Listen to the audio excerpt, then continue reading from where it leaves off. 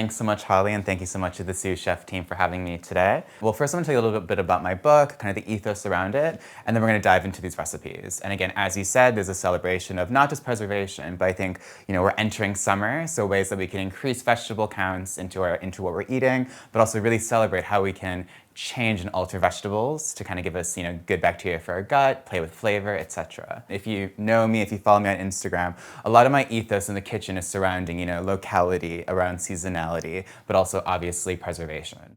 Cool, so again, what we're going to be doing today is talking about kind of fermentation, lacto fermentation through the lens of vegetables. The two main ones that you'll often encounter is wet brining and dry brining. This is an example of dry brining. A gram masala sauerkraut, where you essentially make a spice blend, temper the spices, blitz them all up, and then add them to a white cabbage, chili, and red onion. With dry brining and with wet brining, what you're ultimately doing is creating an environment that is salty enough that it kills off all the bad bacteria, but also salty enough that it allows for lactobacillus, which is the bacteria that allows for all of this preservation to occur. So that's what dry brining is, which we're gonna use this ingredient later on in the salad, but then wet brining is what we're gonna be focusing on today. So this is my fermented crudité recipe, and we're going to be showing it in a second. And again, the difference between dry brine and wet brine is purely, as the name suggests, we're adding a wet brine to it. As you can imagine, it'd be quite challenging to massage whole carrots to get liquid out of, or whole sugar snap peas. You'd really kind of mess it up, right? So in this situation, you're creating an acidic environment, again, first by adding a salty water, right? And that, again, kills off the bad bacteria, but allows for that specific good bacteria to thrive, converting that into an acidic environment, which allows for it to be preserved. So you do need some liquid in all cases, but sometimes you add the liquid and sometimes it's just inherent. Exactly. Through the addition of salt, right? Because again, osmosis, through pressure, you're breaking down the cell walls, liquid and brine will be created. Yeah. So again, we're gonna be making a lacto fermented crudité, which is for my cookbook. It's very customizable. It's a very easy thing to do with if you're like heading out for the weekend and you want to just like make some ferments before you head out to not waste vegetables, as one does. Yeah. It's a really good solution for that. And again, because it's all a function of weight, as you can imagine, you can really scale it and you can really change it for what it is. When you think about fermenting vegetables, be it dry brining, so sauerkraut, or even wet brining, whole vegetables, you want to aim, quote unquote, for everything to be similar in size. Okay. The reason being is that ideally it's going to all ferment at a similar pace, so you wouldn't want whole carrot sticks next to very small sugar snap peas, right? You might want to make them more like carrot sticks. Is it a matter of choice as to whether or not you peel your carrots? Is a bit of skin better for fermentation? Really good question. So honestly, for me, with most of my vegetable stuff, especially for pickling and fermenting, unless I'm working at a restaurant, I generally leave the skin on. Yeah. Obviously, wash it as you normally would with water. But I need to remember that there's a host of good bacteria on this, right? So obviously, you don't need to peel it. If you're a bit more comfortable with it, of course you can, but I generally don't. I'm going to cut all these fairly young and thin asparagus just into halves, so similar size to the carrots, more or less.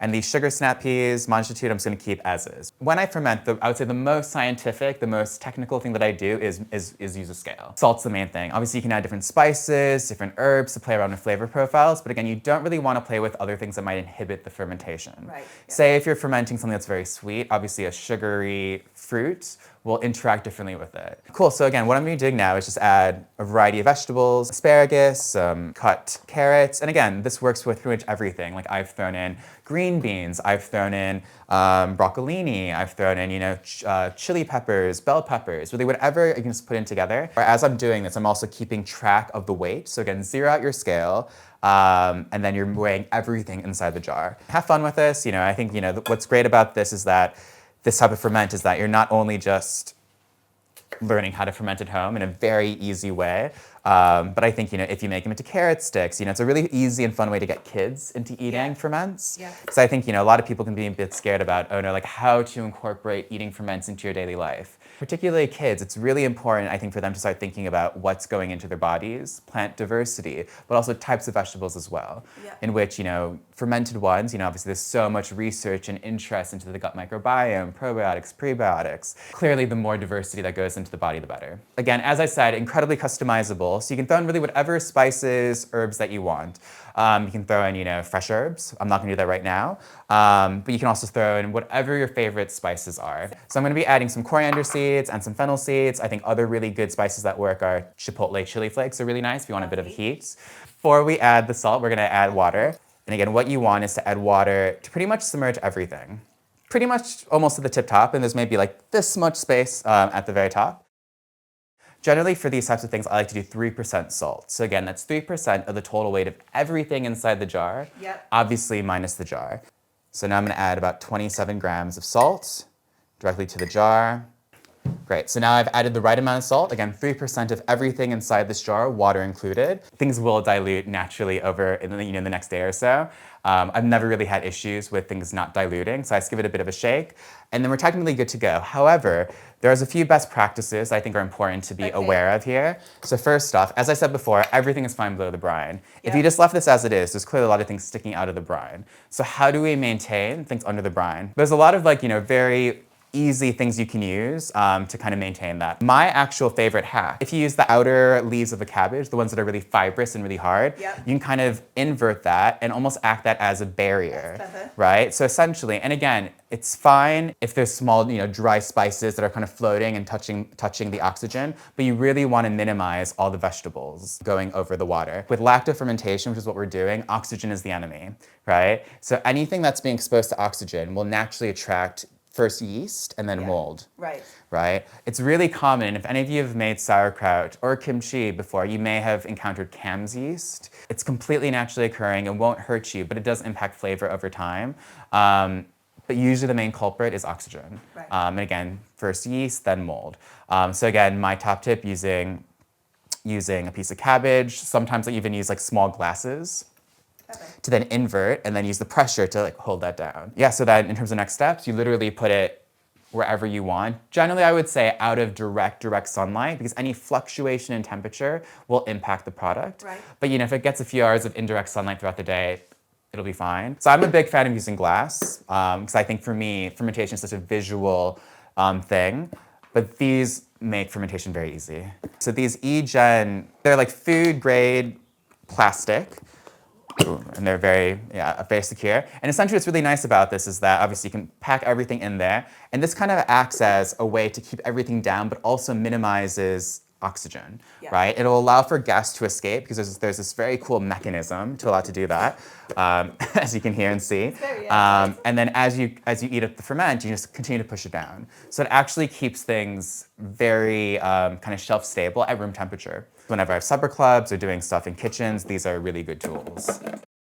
Yeah, so this is, again, an incredibly simple salad. It's very seasonal, summer. It's great for meal prepping if you're into that. But again, what this is really showcasing is the diversity of vegetables, fresh, preserved, etc., for just a very quick, zingy salad. So all I'm doing is just kind of chopping them up into, like a chopped salad. You can just eat these as crudité itself, but I think it's really nice, especially if you are trying to increase vegetable intake for your family. It's a very easy way to throw in a lot of vegetables that have been processed already naturally. But again, for me, I think particularly fermenting is very magical. You're putting ingredients together, you're changing the environment, and through that, preservation is possible through just the natural bacteria that are present. There's something so normal and just so human about fermenting, and I really like that something about all of our cultures have done it. And what's also really nice about this recipe is that it'll change every time you make it, right? Right now we use this curried garam masala sauerkraut. If you use a vinegar-based pickle, it'll be different. If you use your favorite other sauerkraut, throw some kimchi in, other lacto-fermented vegetables, it'll all be a very different profile. Salad is more or less done, so at this point you could add, so again, it's very simple. We might want to add a bit of salt. You can see it's obviously very, very veg-heavy, very green, very verdant. And again, if you want, you could add lemon to this for a bit more acidity, but I think, oftentimes with this, play around with the natural acidity that's occurring. Thank you so much, Kenji, for an incredibly informative session, packed with loads of information, and I know there's way more in the book as well. So please, if you're watching this, do look up the book.